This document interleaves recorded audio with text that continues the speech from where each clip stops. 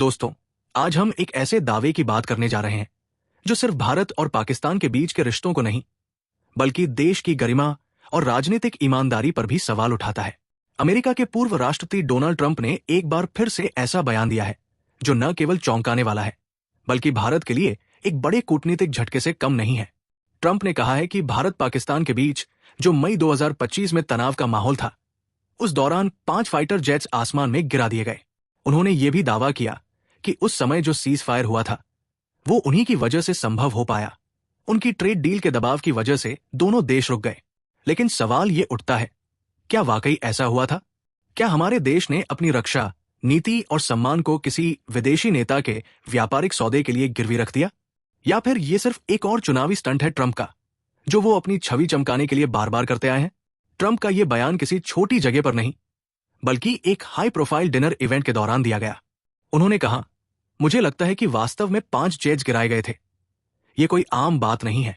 जब एक पूर्व अमेरिकी राष्ट्रपति, जिसे पूरी दुनिया सुनती है, ऐसे बड़े बड़े दावे करता है बिना किसी आधिकारिक प्रमाण के, तो इसका असर सिर्फ मीडिया की हेडलाइंस तक सीमित नहीं रहता, इसका कूटनीतिक असर भी होता है। पाकिस्तान के कुछ न्यूज चैनलों ने इस बात को तुरंत स्वीकारते हुए दिखाया और कहा कि भारत को नुकसान उठाना पड़ा, जबकि भारत ने पहले ही पाकिस्तान के दावे को प्रोपेगेंडा करार दिया था। इसके बाद भारत की राजनीति में तूफान आ गया। कांग्रेस नेता राहुल गांधी ने संसद में प्रधानमंत्री नरेंद्र मोदी से सीधा सवाल पूछा, देश को बताइए, क्या सच में हमने 5 फाइटर जेट्स गंवा दिए? अगर नहीं तो ट्रंप झूठ बोल रहे हैं, और अगर हां तो देश से सच क्यों छुपाया गया? राहुल गांधी ने यह भी कहा कि अगर ट्रंप की बात सच है तो मोदी सरकार ने देश के सम्मान का सौदा कर दिया, सिर्फ एक व्यापारिक समझौते के लिए।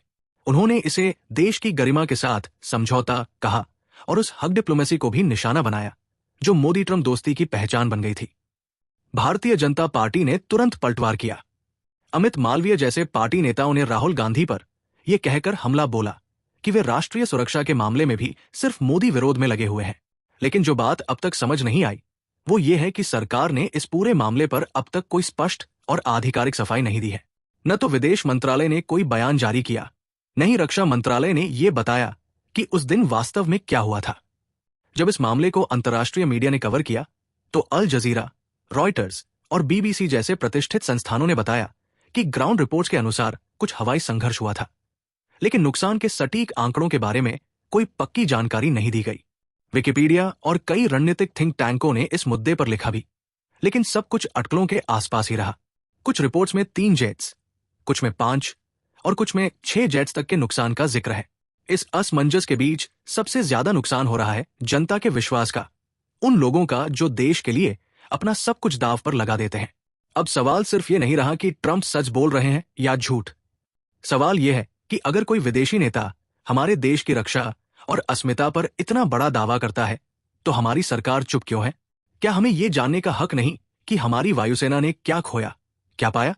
क्या यह मामला इतना गोपनीय है कि देश की जनता से भी छुपाया जाए? दोस्तों, ये सिर्फ एक राजनीतिक मुद्दा नहीं, ये देशभक्ति का भी सवाल है।